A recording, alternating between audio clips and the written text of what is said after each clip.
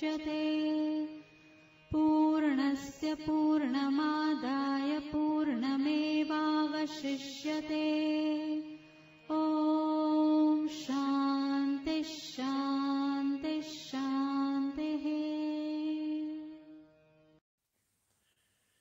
श्री कृष्णा श्री कृष्णा श्री कृष्णा श्री कृष्णा। गुरुर्ब्रह्मा गुरुर्विष्णु गुरुर्देवो महेश्वरः गुरु साक्षात् परम ब्रह्म तस्मै श्री गुरवे नमः। तस्मै श्री गुरवे नमः। एक एक चीज जो छोटी छोटी लगती है लेकिन उसमें गांभीर्य बहुत छुपा रहता है, जिसको सूत्र की भाषा कहते हैं। जैसे नारद भक्ति सूत्र ले लो आप, तो उसमें आता है सा तु अस्मिन् परम प्रेम रूपा।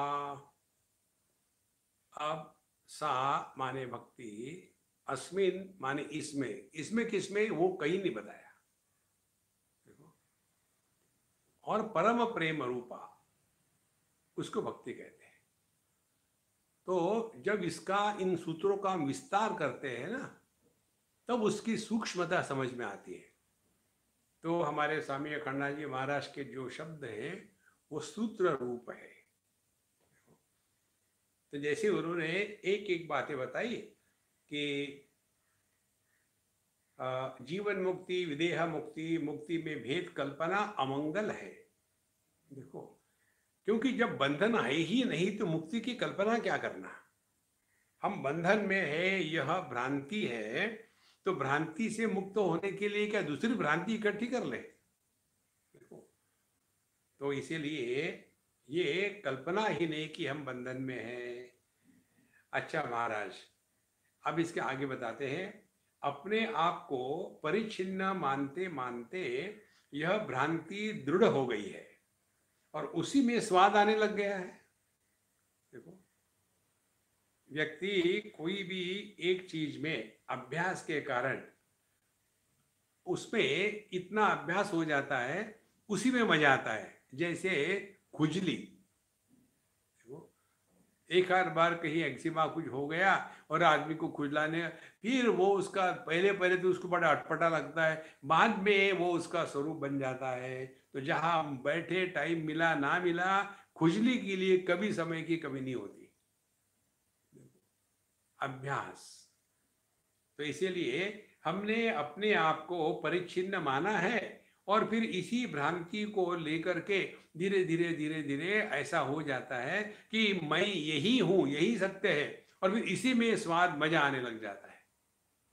देखो महाराज, प्रारंभिक अवस्था में किसी नई चीज में आदमी प्रवेश करता है तो थोड़ा दुख होता है। उदाहरण दे आपको, ये उदाहरण हम आपको काल्पनिक नहीं दे रहे, अपने अनुभूति के दे रहे हैं। जैसे ये जो लड़कियां होती है, आप लोगों की तो एक दो होगी, हमारे हजारों लड़कियां हैं। और जब उनकी शादी नहीं होती तो स्वामी जी स्वामी जी स्वामी जी स्वामी जी। देखो, फिर शादी हो गई, होने के बाद पहले 2-4 महीने कहीं भी चले जाए दुनिया में, वहां से हर बार फोन करेंगे, स्वामी ji I am missing you, Swami ji वाह वाह वाह, शुरू हो गया।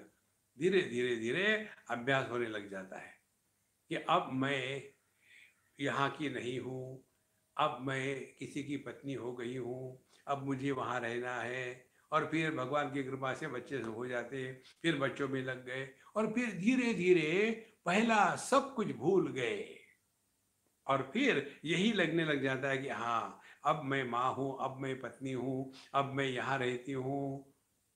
तो धीरे धीरे उसी में स्वाद आने लग जाता है।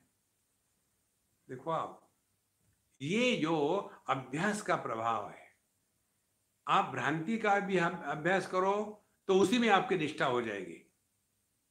देखो, यह जो भ्रांति के कारण हमने अपने आप को परिच्छिन्न मानते मानते यह भ्रांति इतनी दृढ़ हो गई है, अब लगता है वो यही सब कुछ है। देखो, ये जो पाश्चात्य देशों में, विशेष करके अमेरिका में जो लोग जाते हैं ना, यहाँ से जितनी भी लड़कियां गई है, हम कईयों को जानते हैं, एक लड़की गई थी, हमारे बड़ी क्लोज थी, वो हमारे मित्र की लड़की थी। जब हम गए, वो चली गई वहाँ पढ़ने के लिए, पोस्ट ग्रेजुएशन करने के लिए कंप्यूटर साइंस में, और हम जहाँ रहते थे वहाँ वो भी थी। तो एक दिन मुझे कहती है, Swami ji I want to talk to you something personal. शुरू हो जाओ। बोले यहाँ नहीं है, सबके सामने, हम घूमने जाएंगे ना। ठीक है। हम गए एक जगह गार्डन में, और उसने शुरू कर दिया, स्वामी जी मैंने तो निर्णय लिया था कि मैं यहाँ पढ़ाई करके फिर वापस जाऊंगी मम्मी पापा के पास, क्योंकि उनको तो केवल लड़कियां ही है, लड़का तो है ही नहीं, तो मैं ही उनका लड़का बन के रहूंगी और मैं वही रहूंगी, अब मैं यहाँ नहीं रहना चाहती। इस हिसाब से मैं निकली थी इंडिया से। लेकिन अब आपको सच सच बताए, अब मेरा बिल्कुल मन नहीं है इंडिया में जाने के लिए। तो मैंने अपने पिताजी को धोखा दिया है। हम स्वामी जी मुझे माफ करो, मैं क्या करूं, कैसे करूं। देखो, अब धीरे धीरे जैसे समय गया, अब एक बार इन लोगों को ये ग्रीन कार्ड और सिटीजनशिप मिल जाती है तो उनको लगता है कि वैकुंठ में पहुंच गए। तो वैकुंठ में क्या है, वहां बर्तन धो और वैक्यूम करो पूरे घर को, दिमाग भी उनका वैक्यूम हो जाता है। केवल अभ्यास के कारण आदमी जहां जाता है और उसी गलत चीजों में रहते रहते ऐसे लगता है यही सत्य है। ये महाराज, इसीलिए अपने आप को परिच्छिन्न मानते मानते भ्रांति दृढ़ हो गई और उसी में अब स्वाद आने लग गया। फिर अभ्यास वैराग्य से परिच्छिन्नता का स्वाद मिटता है। देखो, अभ्यास और वैराग्य, अब अभी की समय की स्थिति ले लो आप। हमारा अभ्यास क्या था, रोज सुबह उठ करके देख लेना अखबार वाला है कि नहीं, फिर घूमने जाना, सब्जी ले आना या दूध ले आना, या फिर मॉर्निंग वॉक के लिए जाना।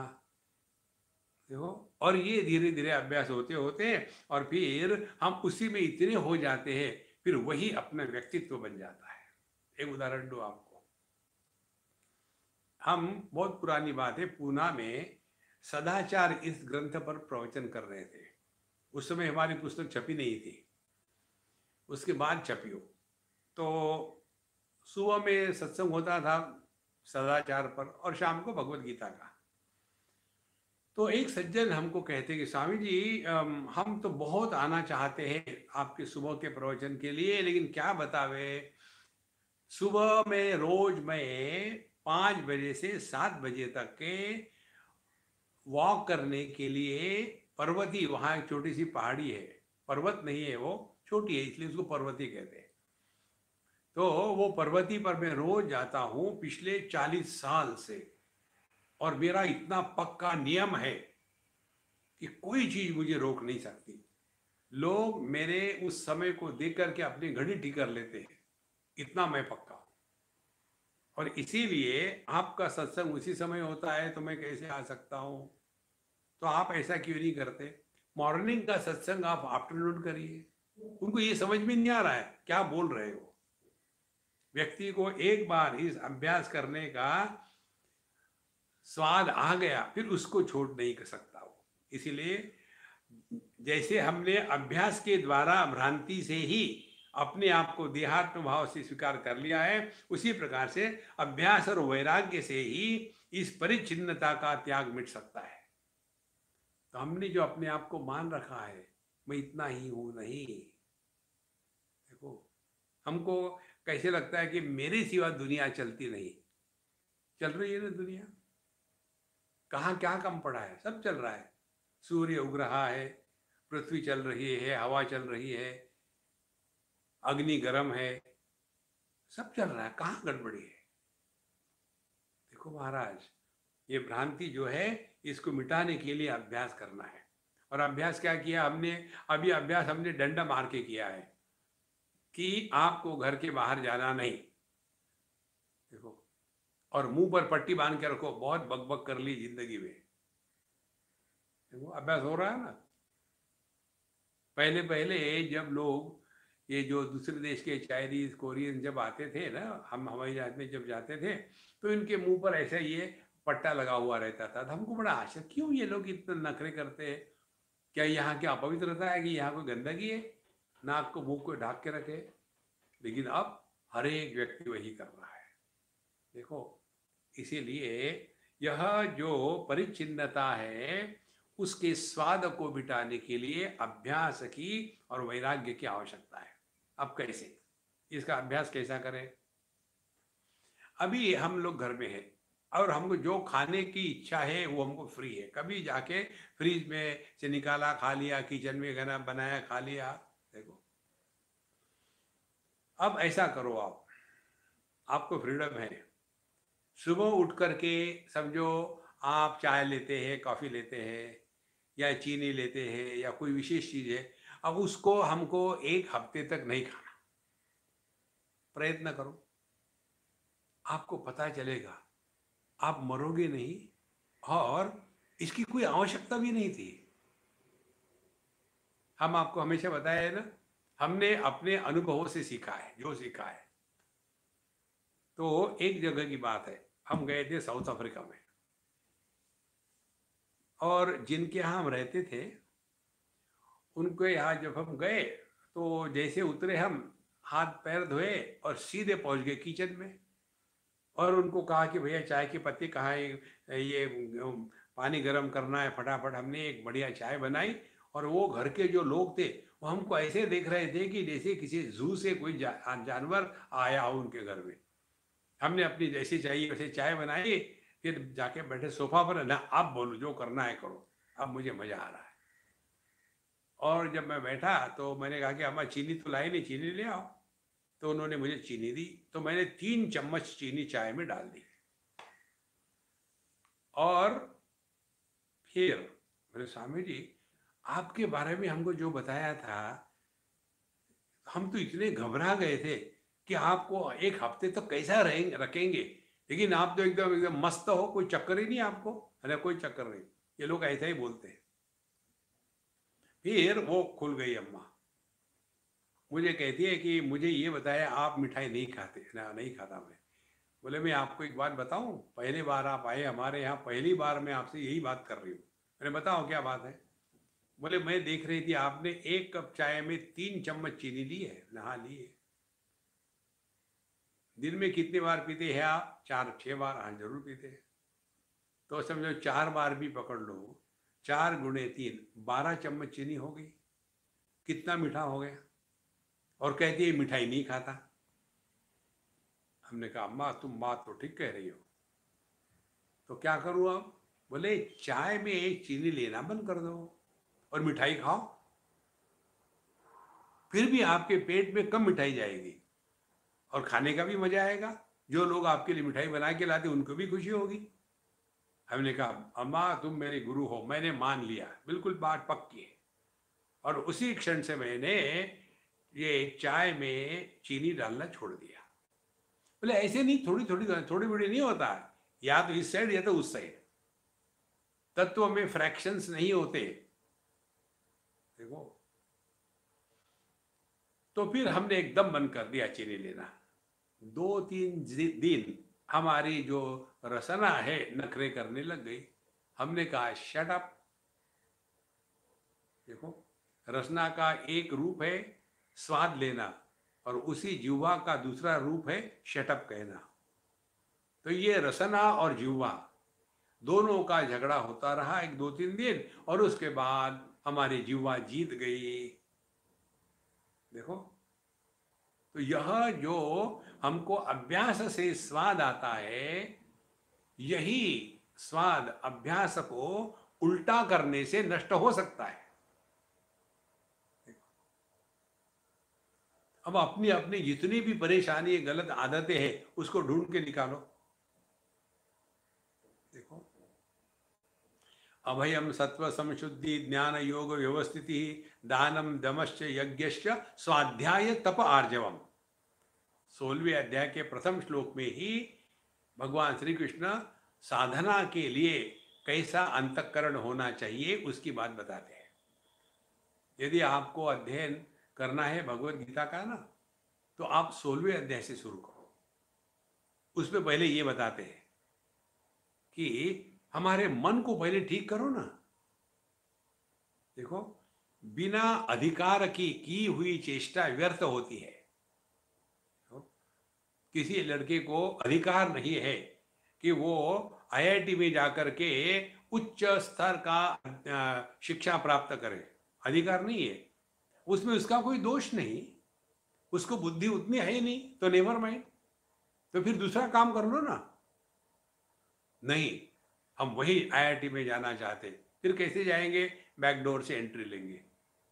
तो बैकडोर से एंट्री भले ले लो, लेकिन वहां जाके तो दिमाग में जाएगा कुछ? तो जब तक के हम अपने अधिकार को जागृत नहीं करते, तब तक के हमको भगवत गीता समझ में नहीं आती। और इसीलिए यहां भी बताते हैं, हमको ये समझना है अपने मन की स्थिति क्या है। और उसमें एक आता है शब्द स्वाध्याय।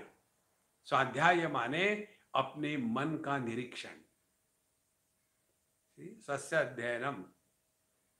अपने मन को देखो, कैसा हमारा मन किसी भी वस्तु व्यक्ति को देख करके कमेंट्री करने के लिए एक्सपर्ट है।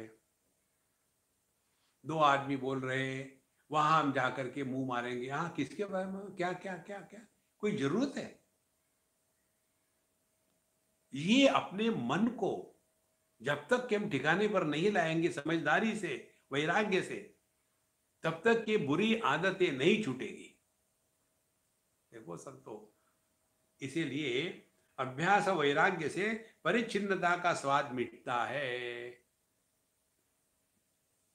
ये जो परिच्छिन्नता हमने अपने आप को मान ली है ना, कि देखो हमारे पास पैसे नहीं है, लोगों के पास इतने बढ़िया बढ़िया है, क्यों दुखी होते हो? देखो, अब जिनके पास बड़ी बड़ी इंपोर्टेड गाड़ियां है, क्या कर रहे हैं? गाड़ियां पड़ी है ना वहां। देखो, जिनके पास बड़े बड़े महल है, अब झाड़ू लगाते रहो दिन भर, काम वाली भी नहीं है। देखो महाराज, जब ये हम बातें समझते हैं, तब जाकर के धीरे धीरे ये जो परिच्छिन्नता में हम फंसे हैं ना, मेरा घर, मेरा कार, मेरे घर, इनफ हो, बहुत हो गया। अब जीवन का कुछ लक्ष्य उच्च हो जाए। देखो, अभी जैसे हम लोग, हमारे जीवन का लक्ष्य क्या है? जिंदा रहना है, मरना नहीं है। और इसीलिए बाहर नहीं जाएंगे। कहीं कोरोना आ गया तो फिर दिन भर साबुन से हाथ धोते धोते हाथ पतले हो गए। जिंदगी में जितने हाथ हिंदुस्तानी लोगों ने नहीं धुए होंगे, उतने इस एक महीने के अंदर ने सब ने हाथ धो धो करके, अब केवल बाहर चमड़ी तो खत्म हो गई, अब हड्डियां दिख रही है। अभ्यास। इसीलिए जब उच्च लक्ष्य है कि मुझे जिंदा रहना है, तो हम दिन भर हाथ धोते रहते हैं। इसी प्रकार से जीवन का लक्ष्य उच्च हो कि क्या हम ये देह के, इंद्रियों के गुलाम बन करके रहेंगे। तो साधना क्या हो गई? अपने इस गुलामी से मुक्त हो रहा है। और गुलामी क्या है? देहात्म भाव की गुलामी है। तो अभ्यास करे, अभ्यास वैराग्य से परिच्छिन्नता का स्वाद मिटता है और समझदारी से भ्रांति मिटती है। तो दो बातें हो गई। देखो, जो हमने अपने आप को देह, पति पत्नी, भाई बहन मान के रखे हैं, उसमें जो स्वाद आ रहा है वो वैराग्य से मिटेगा। और जो भ्रांति है कि मैं देह हूं, ये समझदारी से मिटेगी। ये दो बातें हमारे आध्यात्मिक साधना की मूल बातें हैं। अच्छा, आगे कहते हैं महाराज, निवृत्ति परायण और अभ्यासी हुए बिना साधु जीवन में मस्ती नहीं आती। ये बात हमने आपको भिन्न शब्दों से बताई थी। जिस महात्मा को इस दुनिया में कुछ करना है, वो व्यक्ति इस दुनिया में मस्ती से नहीं रह सकता। उसके दिमाग में यही चलता रहेगा।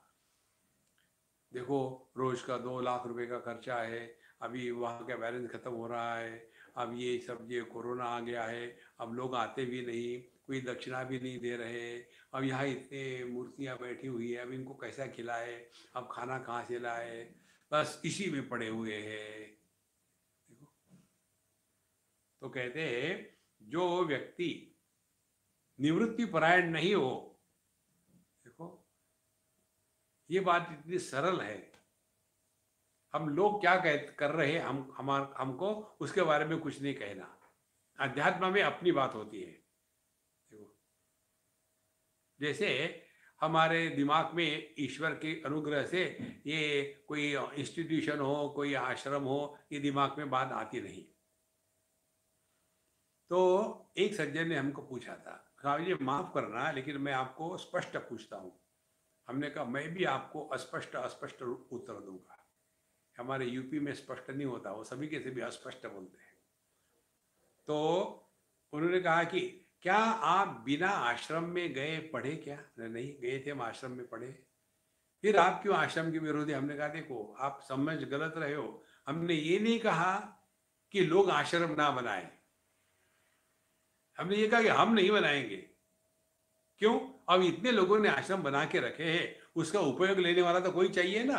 तो ये तो हमारी सर्वभूत हिते रता, हम सभी के आश्रम में जाकर के रहते हैं, निकल आते। देखो, और उसके कारण क्या है, आश्रम को चलाने की जो परेशानियां हैं उससे हम निवृत्त हैं। देखो, बहुत बड़ी बात है संतो ये। इसीलिए जब तक कि हम निवृत्ति परायण नहीं हो गए, नहीं तो कितनी चीजें इकट्ठी करके रखते हैं। एक बार एक सज्जन ने मुझे कहा, हाँ सज्जन नहीं सजनी थी, एक अम्मा थी, उसने कहा कि स्वामी जी आप एक मेरे लिए गिफ्ट लेंगे? मैंने क्या? जब आप आएंगे वापस सब मुझे देना। मैंने कहा ठीक है, क्या दूँ? बोले मैं उस समय मांग लूँगी। हाँ ठीक है। मैंने सोचा अब इसके लिए क्या ले जाओ, तो कुछ तो ले आया मैं, चॉकलेट बार।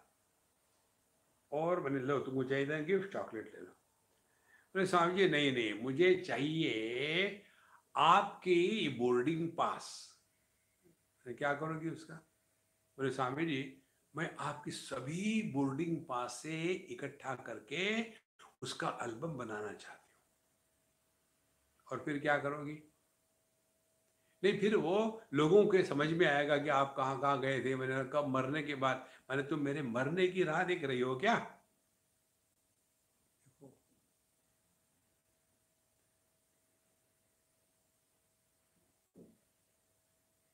इस दुनिया में ऐसे रहे और ऐसे चले जाए कि कहीं भी पदचिन्ह ना छोड़े। एक दूसरी बात बताते आपको, ये हुई थी हमारे देहरादून की बात है। हम हमारे स्वामी जी के साथ थे वहाँ, और वही हमने पंचदशी ग्रंथ का लेकर के स्वामी जी को दिखाया था। उसी समय उन्होंने कह दिया था कि ये तुम्हारा पंचदशी का ग्रंथ हम अपने होली गीता के जैसा सुंदर छापेंगे। उन्हीं के आशीर्वाद से सब चल रहा है।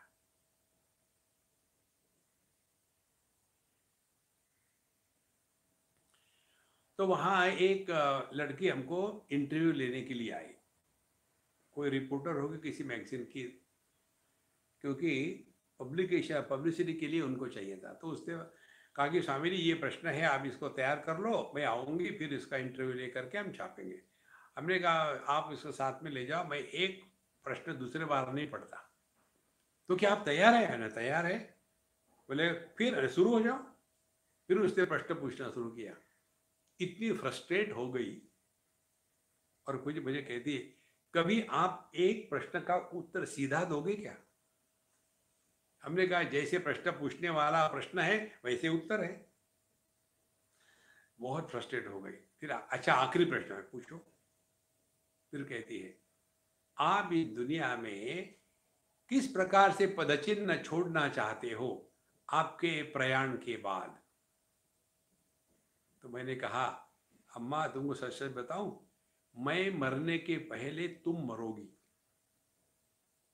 और मेरे पदचिन्ह देखने के लिए तुम जिंदा नहीं रहोगी। हम आप ऐसा क्यों कर रहे हैं? तुम्हारे प्रश्न का उत्तर दे रहा हूं मैं। फिर हमने कहा जो कीचड़ में चलते हैं ना, उनके पदचिन्ह कीचड़ में बने रहते हैं। आकाश में उड़ने वाला जो पक्षी है उसके पदचिन्ह आकाश में कहीं नहीं होते। देखो, हम इस दुनिया में एक पक्षी के जैसे आए हैं, कभी इस डाल पर, कभी उस डाल पर। देखो कहाँ पद चिन्ह छोड़ने हैं।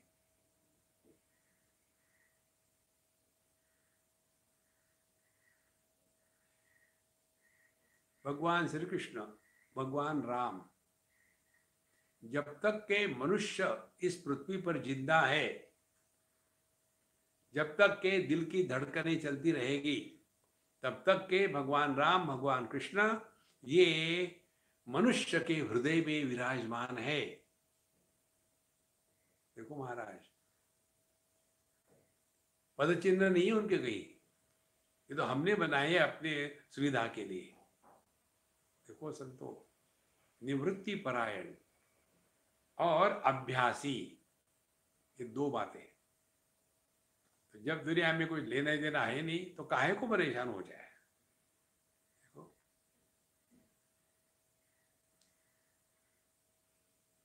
ये दुनिया ना हमने बनाई है, ना हम इसके केयर टेकर है। अपना ध्यान रखो। निवृत्ति परायण और अभ्यासी। और दूसरी बात, निवृत्ति परायण का मतलब ये नहीं कि एकदम बेकार होकर बैठे और अपना खा करके सो रहे, नहीं। जगत में रहेंगे, डायनामिकली रहेंगे।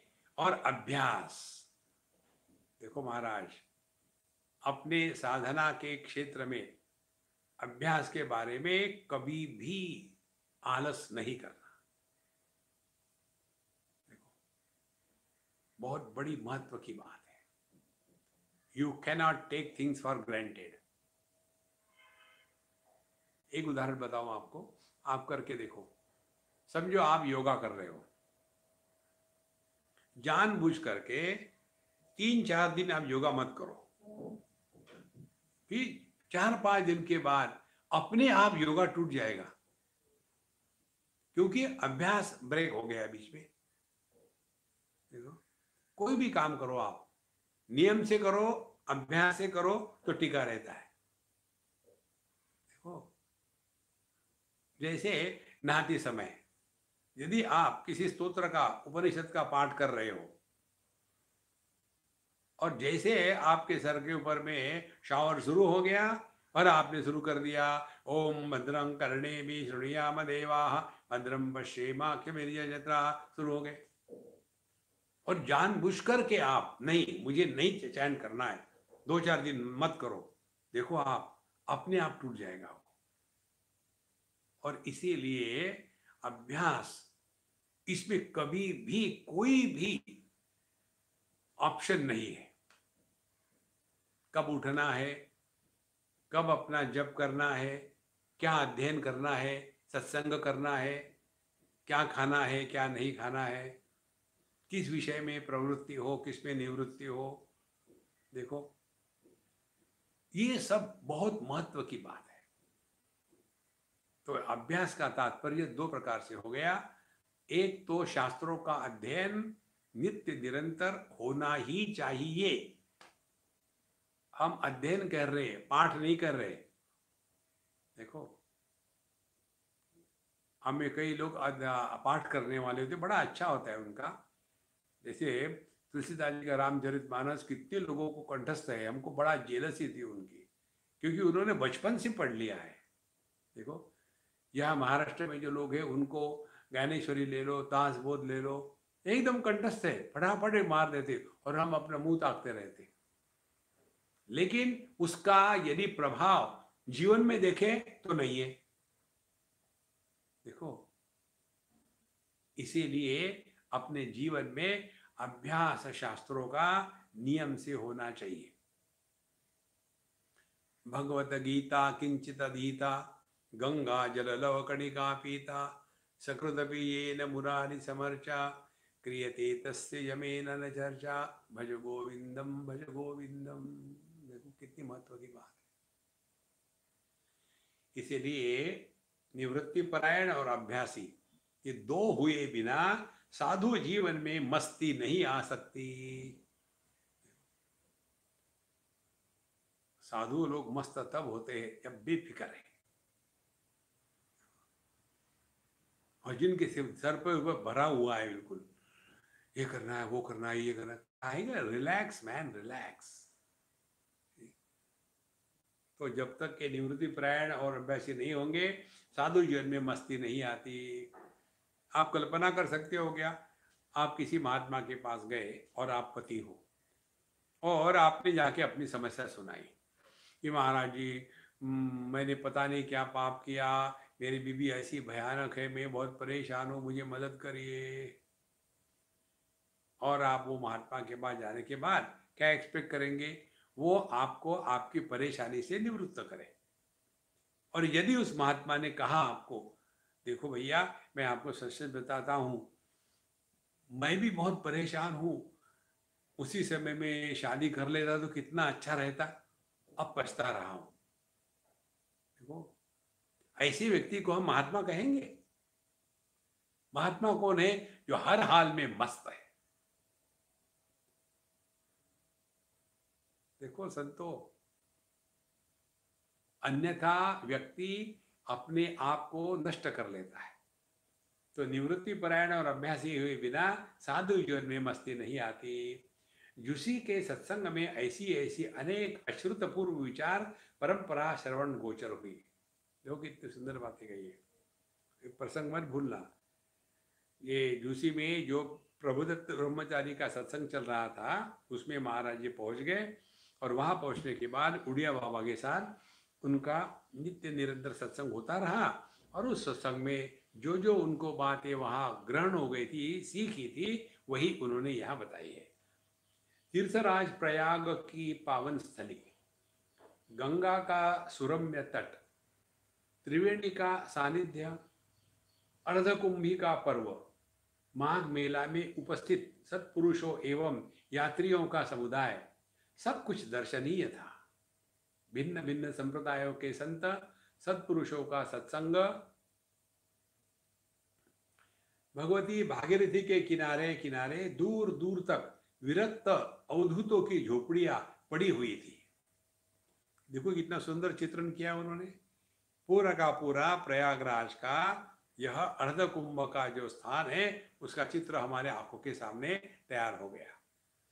अच्छा, फिर अवधूतों की दूर दूर तक विरक्त झोपड़ियां पड़ी हुई थी, परंतु श्री उड़िया बाबा जी महाराज के सत्संग का रंग ही अद्भुत था। देखो, जिनको चमत्कार में इंटरेस्ट होता है वो भिन्न स्थान पर जाते हैं, जिनको अपने रोग का निवारण करना है वो भिन्न स्थान पर जाते हैं, जिनको विचित्र बातें देखनी है, ये नागा साधु कैसे होते हैं, क्या खाते हैं, और कोई लोग वहां जाते हैं देखने के लिए कि ये आदमी ऐसे कैसे हाथ ऊपर खड़ा करके रखा है, और फिर उनके जो नाखून हैं वो बड़े लंबे लंबे हो गए हैं। देखो, तो व्यक्ति का आकर्षण उसके आंतरिक बनावट से बनता है। जैसे हम कई बार जाते कुंभ मेले में, वहां जाने के बाद वही बात जो आते, स्वामी जी यहाँ की विशेषता क्या है? हमने कहा घूम घाम के आ जाओ, सब विशेषता ही विशेषता है। हमने कहा कि मैं जब मूड आएगा तब जाऊंगा, मेरे चक्कर में मत पड़ना।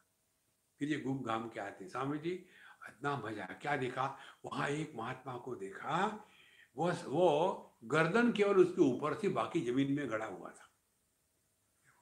कैसे ये लोग रहते हैं। दूसरी जगह गए, एक महात्मा जी थे, वो कांटों के बिस्तर पर लेटे हुए थे आराम से, उनको कोई फिक्र ही नहीं। तो माने वहां जाकर के यही देखना है। और एक हाथ ऐसा होता है कि जो सत्संग के लिए जाता है। देखो, तीर्थ क्षेत्र वो है जहां साधु संतों का निवास और सत्संग की उपलब्धि है। साधु संतों में सभी आ गए, भक्त आ गए, ज्ञानी आ गए, योगी आ गए, सब आ गए। देखो, हमारे नारद जी कहते हैं तीर्थ क्षेत्र किसको कहते हैं? तीर्थी कुर्वन्ति तीर्थानी। भगवान के जो भक्त है, जो ज्ञानी पुरुष है, जो महात्मा है, जो सत्संग में रहते हैं, इनके कारण तीर्थ क्षेत्र को महात्म्य होता है। कितनी बड़ी बात है। इसीलिए ये सब प्रकार के स्थान भले हो यहाँ, लेकिन परंतु उड़िया बाबा जी महाराज के सत्संग का रंग ही अद्भुत था। जिज्ञासु, ज्ञानी, विरक्त, विद्वान आते रहते, बड़े बड़े दाव पेच के प्रश्न करते और वे हंसते हंसते थोड़े से शब्दों में ही उत्तर दे देते। देखो, इसके बारे में आपको एक बात बताते हैं। सामने का व्यक्ति जब प्रश्न पूछता है तो वो किस दृष्टिकोण से पूछ रहा है, ये यदि बात प्रश्न सुनने वालों को समझ में आ गई तो उसके उत्तर से उसका समाधान मिल जाता है।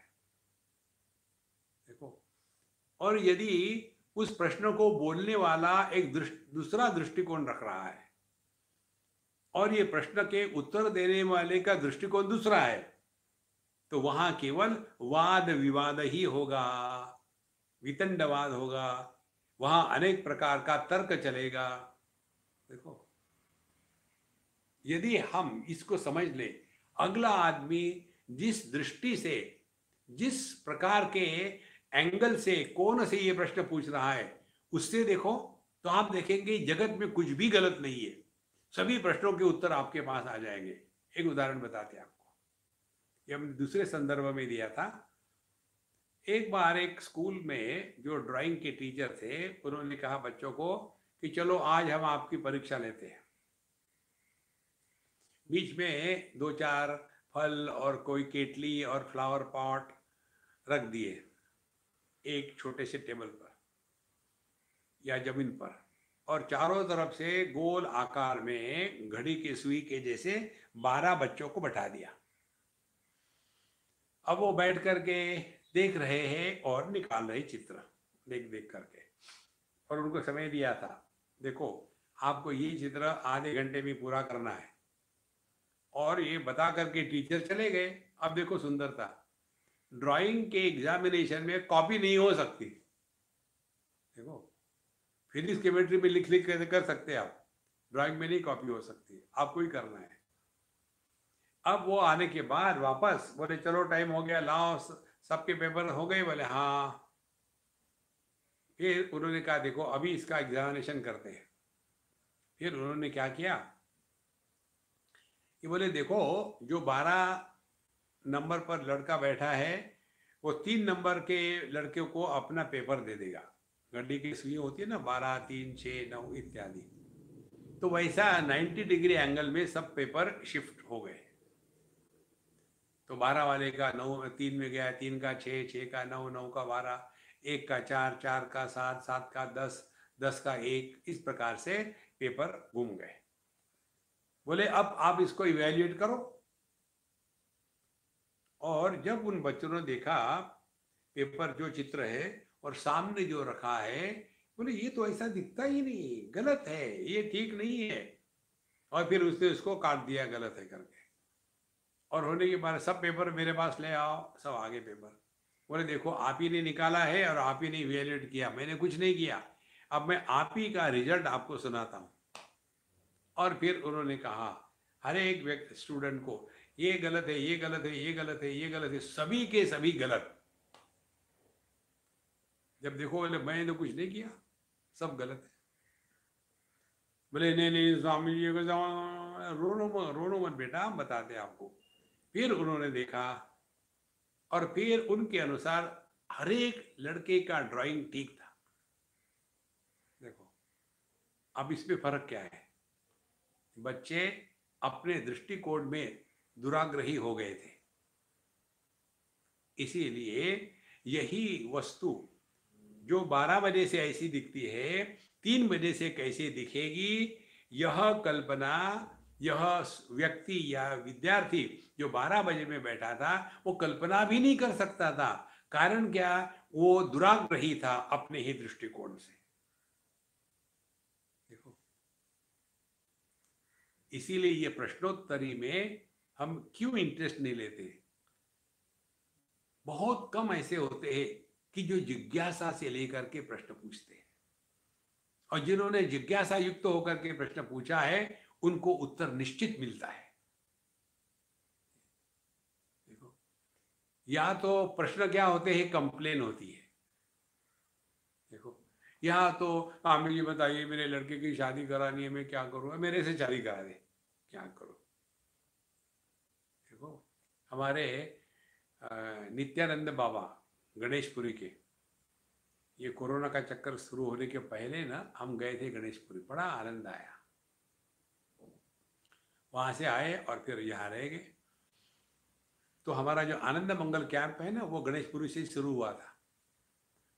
तो वहाँ उनके बारे में वहाँ के लोग बताते हैं कि महाराज कहते थे, मैं यहाँ हीरे देने के लिए बैठा हूँ और लोग आकर के मुझे हिंग मांगते हैं, अब इनको क्या करें। देखो हम इस जन्म में आकर के प्रभु को पहचानना है, प्रभु को अपने माध्यम से प्रकट होने देना है, इसको छोड़ करके ये दुनिया की बातों में लगे रहते हैं। तो स्वामी जी आपका क्या ओपिनियन है, ये कोरोना कब तक चलेगा? हमने कहा भाई मुझे तो मजा आ रहा है, मुझे क्या फर्क पड़ता है कोरोना हो या मरोना हो, हम तो मस्त है। भविष्य को लेकर के हम केवल चिंता ही कर सकते हैं, और ये धीरे धीरे अभ्यास होने के बाद व्यक्ति चिंता की सिवा कुछ नहीं कर सकता। और चिंता क्या है? जो समस्या नहीं है उस समस्या को हल करने का प्रयत्न। देखो अब कोरोना का क्या होगा, अब जो होगा वो होगा, सबके लिए सामान्य होगा वो। देखो जो सबके लिए सामान्य होता है वो समस्या नहीं होती। देखो अब ये कोरोना का जो हमको सबको डाउन कर दिया है लॉकडाउन में, तो समस्या नहीं है। समस्या कहाँ है? यदि आप अपने पत्नी से परेशान हो तो समस्या है, क्योंकि वो सार्वजनिक नहीं है, वो वैयक्तिक है। फिर उससे कैसा निकले? उससे ऐसा ही निकले। ये मत समझ लेना कि तुम ही घर में झाड़ू पोछा कर रहे हो, बर्तन साफ कर रहे हो, किसी दूसरे को फोन करके देखो, वो भी यही कहेगा, यार मैं थोड़ी देर के बाद फोन करता हूँ, मैं अभी जरा चावल पका रहा हूँ। वो कहे अच्छा कोई बात नहीं, मैं भी जरा बिजी हूँ, सब्जी के बाद फोन करना। कहाँ समस्या है? देखो संतो, इसीलिए ये बहुत बड़ी बात है। उड़िया बाबा जी महाराज के सत्संग का रंग ही अद्भुत था। जिज्ञासु, ज्ञानी, विद्वान, विरक्त सब आते रहते, बड़े बड़े दाव पेच के प्रश्न करते और हंसते हंसते उसके थोड़े भी उत्तर देते थे, क्योंकि वो एकदम पकड़ पाते हैं कि अगला व्यक्ति किस दृष्टिकोण से प्रश्न पूछ रहा है। अब ये टीचर ने जो सभी बच्चों को कहा कि तुम सब ठीक हो, सब पास हो गए, इसका कारण क्या था? क्योंकि वो टीचर वो है कि जिसने सभी प्रकार के दृष्टिकोण को समझ लिया है, और इसीलिए कौन विद्यार्थी ने कौन से दृष्टिकोण से ये ऐसा देखा है ये समझ रहा था, इसीलिए उसके लिए कोई भी गलत नहीं था। यही बात साधु संतों की होती है, वो कहीं फंसे नहीं है, वो जानते हैं अगला व्यक्ति किस दृष्टिकोण से बात कर रहा है, और जब देखते हैं कि इसका दृष्टिकोण जिज्ञासा का है तो उत्तर होगा, जिज्ञासा नहीं है तो व्यक्ति उसको टाल देता है जोक मार करके। देखो इसीलिए थोड़े ही शब्दों में उत्तर दे देते थे। अत्यंत चमत्कार पूर्ण वातावरण था। देखो प्रभु दत्त जी ब्रह्मचारी के संवत्सर व्यापी अखंड नाम संकीर्तन महायज्ञ का समापन महोत्सव था।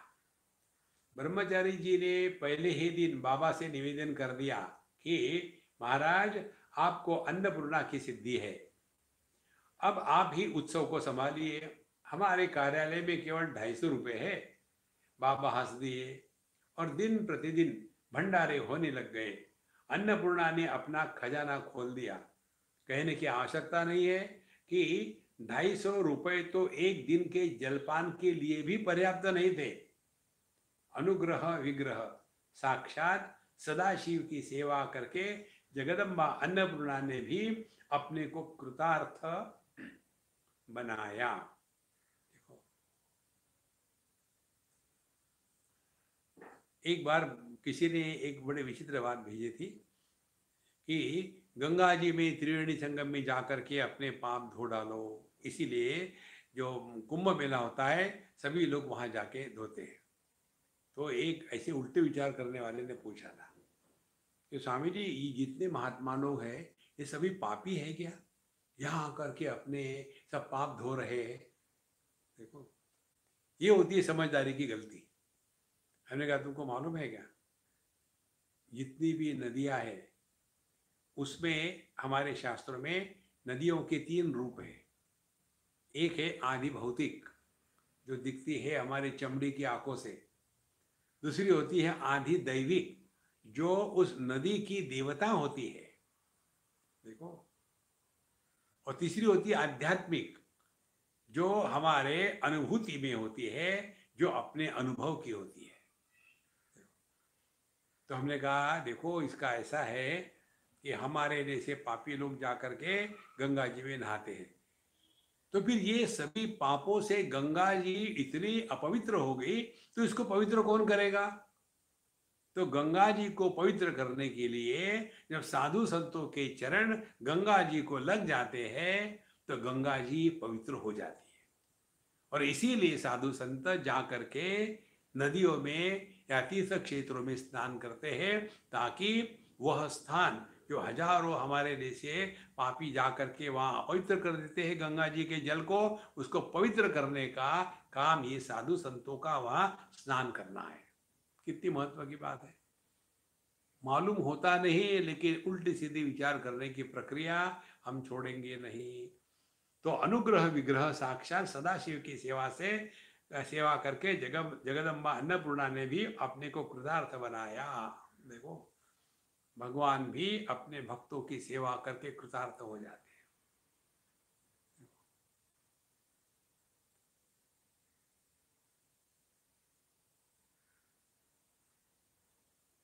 नहीं तो अन्नपूर्णा के पास ये जो शक्ति है और फिर भी सभी लोग भूखे मर रहे हैं, तो क्या काम की? लेकिन ये शक्ति को कार्यान्वित करने वाला भी तो कोई चाहिए ना। तो अन्नपूर्णा की यह जो सिद्धि थी, यह हमारे उड़िया बाबा जी को प्रसन्न हो गए थे और इसीलिए उन्होंने इस पूरे कार्य का संचालन किया। इन दिनों बड़े बड़े संत, जिज्ञासु, देश विदेश के श्रद्धालु एवं कौतूहल प्रिय व्यक्तियों का आगमन होता रहता था।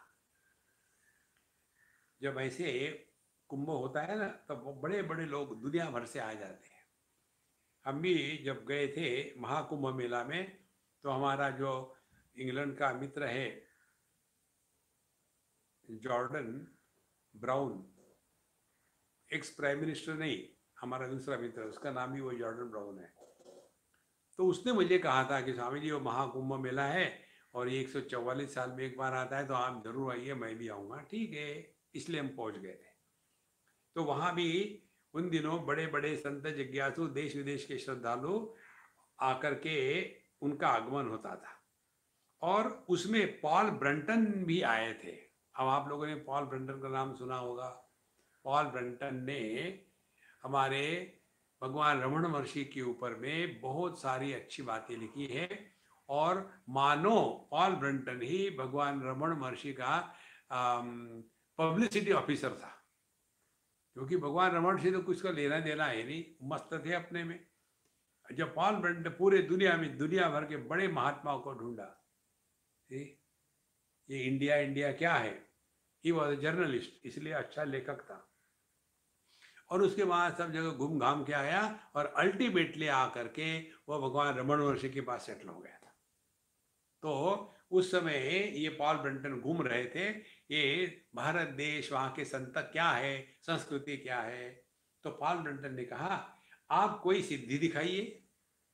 देखो, पूरे दुनिया में और भारत में भी हम लोगों की यही एक बात है, जो सिद्धियों को प्रकट करे वो संत है।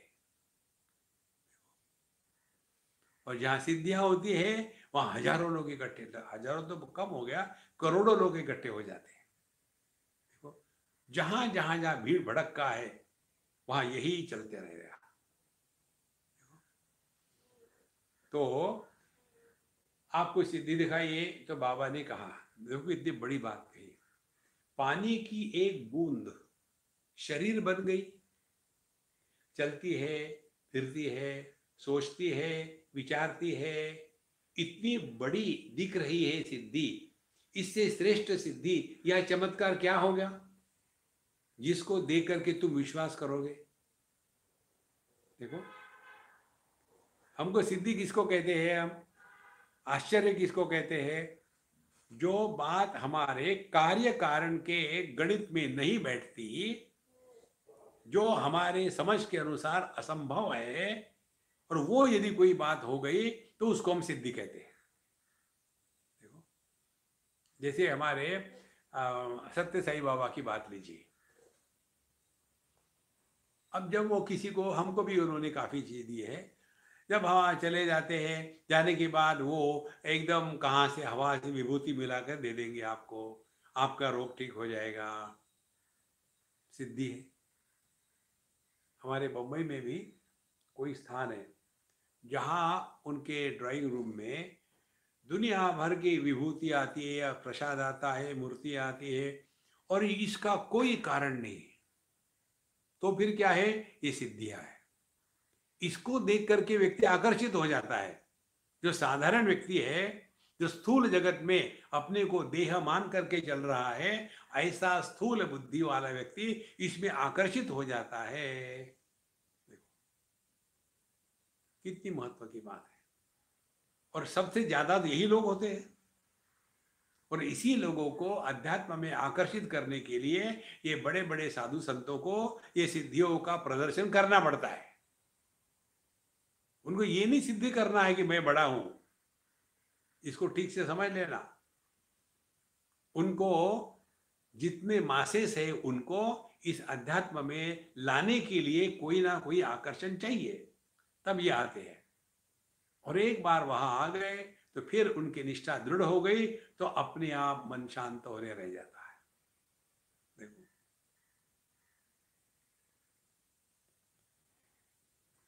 एक बार हम गए थे, एक बार 2-4 बार गए पुट्टपार्थी में, और वहां हमारा सत्संग होता था, और वहां हमने पंचदशी पर सत्संग किया। और जब हम वापस निकल रहे थे तो आखिरी के दिन उन्होंने एक शॉल और बाबा का फोटो वीटो सब कुछ दिया हमको। और उस समय जो सज्जन बड़े एकाग्रता से सुन रहे थे, उन्होंने एक बात कही, बोले देखो, हम लोग अभी तक जो सत्संग करते थे तो उस सत्संग में केवल एक ही बात मुख्य होती थी। हर एक व्यक्ति अपना बाबा के साथ जो विशेष अनुभव हुआ था उस अनुभव की बात करते थे, और वो अनुभव क्या था? केवल चमत्कार था। और इस प्रकार से जितनी भी हम लोग बातें करते थे सत्संग के नाम से, उसमें केवल उसमें अपना महत्व और हमारे जीवन में कैसे बाबा ने आकर के परिवर्तन किया, यही मूल बात होती थी। फिर उन्होंने कहा कि हमने पिछले 8 दिन से स्वामी जी को सुना है, और उन्होंने जो हमको तत्व की बातें बताई है, कूटस्थ दीप हमने वहां अध्ययन किया था, पंचदशी का 8वां अध्याय, कि वहां यस्मात् क्षरमतीतो हम अक्षरादपि चोत्तमः अतोस्मि लोके वेदे च प्रथित पुरुषोत्तमः। तो एवं बुद्ध्वा बुद्धिमान स्यात् कृतकृत्यश्च भारत। इस अपने स्वरूप को हमको पहचानना है, यह अध्यात्म है। उन्होंने कहा कि देखो, हमने अभी तक जो किया वो ठीक था, योग्य था, करना भी चाहिए, लेकिन जिंदगी भर उसी में रहेंगे क्या? क्या आगे भी कहीं बढ़ना है?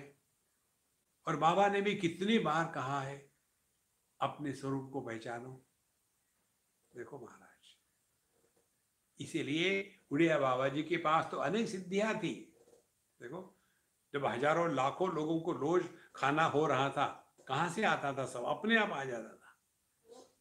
तो सिद्धियों की जो बात है वो ये कह रहे थे कि देखो, एक पानी की बूंद, वही सब कुछ एक बड़े व्यक्तित्व के रूप में प्रकट हो जाती है। बोलना, चालना और घूमना, बात करना, इससे बड़ी सिद्धि और क्या होती है?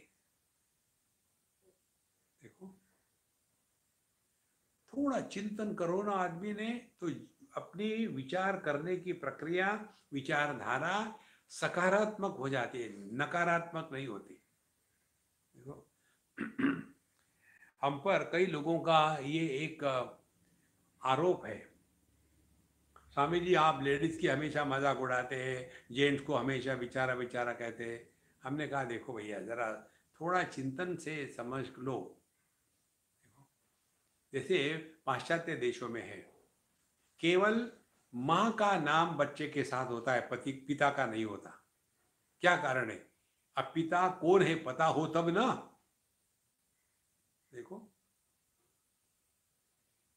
जानवरों में हम कहते हैं गाय का बछड़ा है, कोई कहता है कि सांड का बछड़ा है। मालूम ही नहीं किस सांड ने दिया है बच्चा, लेकिन गाय ने दिया है ये बात पक्की है। लेकिन हमारे यहाँ हिंदू धर्म में पता है कि इस बच्चे का बाप कौन था। अब ये बात, अब अगली बात समझ लो। जमीन एक ही है, उसी जमीन में हमने 3 बीज बो दिए। एक है आम का, दूसरा है इमली का, और तीसरा है सेब का, एप्पल का। 3 बीज बो दिए और उसमें से 3 पेड़ निकल आए। हम क्या ये कहेंगे ये तीनों पेड़ पृथ्वी के हैं, या हम ये कहेंगे ये आम का पेड़ है, ये इमली का है और ये एप्पल का है? पेड़ बीज का होता है, जमीन का नहीं होता। इसी प्रकार से प्रकृति स्त्री है, पुरुष बीज है। अब इसमें बड़ा छोटा कहाँ है? बिना प्रकृति के ये बीज फलित नहीं हो सकता, और बिना बीज के प्रकृति फलित नहीं हो सकती। इसमें बड़ा छोटा का सवाल आया कहाँ? ये समझ नहीं आने के कारण हम लोग बस विचित्र बातों में घूमते हैं। यही बात होती है ये दुनिया भर की सिद्धियों की। इसीलिए सिद्धियों का तात्पर्य इतना ही समझ ले कि इसके द्वारा यदि हम अध्यात्म के मार्ग पर खींचे जाते हैं तो ये सिद्धि सिद्ध हो गई। ये तो फिर हम जाएंगे यहाँ से वहाँ, वहाँ से वहाँ, और दुनिया भर के नाटक इकट्ठा करते रहेंगे और फिर यही सोचेंगे मुझे भी उस महात्मा के जैसा होना है, मैं भी किसी की कमर को हाथ लगा दूं तो कमर ठीक हो जाए। देखो महाराज, इसीलिए बाबा बोले पानी की एक बूंद से शरीर बन गई, चलती है, फिरती है, सोचती है, विचारती है, इतनी बड़ी दिख रही है। इससे श्रेष्ठ सिद्धि और चमत्कार क्या होगा जिसको देखकर तुम विश्वास करोगे? महाराज जी तुम ब्रह्म हो, ऐसे प्रायः नहीं बोला करते थे। देखो महाराज जी प्रायः ऐसा कभी नहीं बोलते थे कि तुम ब्रह्म हो। फिर मैं ब्रह्म हूं ऐसे भी नहीं बोलते थे। जब उनसे कोई प्रश्न पूछता आप कौन है, तो कहते जो तुम देख रहे हो वही। कितनी सरल बात है। हम जगत में क्या है ये अपने ट्रेनिंग के अनुसार देखते हैं। स्त्री वही है, उस स्त्री को देखने वाला यदि पिता होगा तो वो क्या देख रहा है? कन्या को देख रहा है। देखो यदि वो पति होगा तो उसी स्त्री को क्या देखेगा? पत्नी के रूप में देखेगा। और उसी को देखने वाला पुत्र होगा तो क्या देखेगा? मां के रूप में देखेगा। इसी प्रकार से हम इस दुनिया में जो देखते हैं वो हमारे पर अवलंबित है। हम क्या देखते हैं? देखो इसीलिए जब उनसे कोई पूछता कि आप कौन हो तो कहते थे जो तुम देख रहे हो वो हम हैं। कभी कहते मैं चराचर का सेवक हूं, कभी कहते हैं मेरे एक एक रोमकूप में कोटि कोटि ब्रह्मा विष्णु महेश चिंगारियों की तरह चमकते बूझते रहते हैं। उनसे कोई कहता कि आप हमारे पिता हैं, स्वामी हैं, मित्र हैं, तो कहते हाँ हूं। ऐसा स्पष्ट प्रतीत होता था कि उनके दृष्टि में कोई विशेष नहीं था, विशेष नहीं है। क्योंकि ये सिद्धांत हमने आपको कई बार बताया है। आध्यात्मिक उपलब्धि का तात्पर्य अपने में विशेषता निर्माण करना नहीं। जो निर्विशेष सत्ता है वो अपना स्वरूप है। तब जाकर के हम अध्यात्म के मार्ग पर चल रहे हैं, नहीं तो ऐसे ही भटकते रहेंगे। ओम पूर्णमदः पूर्णमिदं पूर्णात् पूर्णमुदच्यते पूर्णस्य पूर्णमादाय पूर्णमेवावशिष्यते। ओम शांति शांति शांति। हरि ओम। श्री गुरुभ्यो नमः। हरि ओम। ॐ शान्ति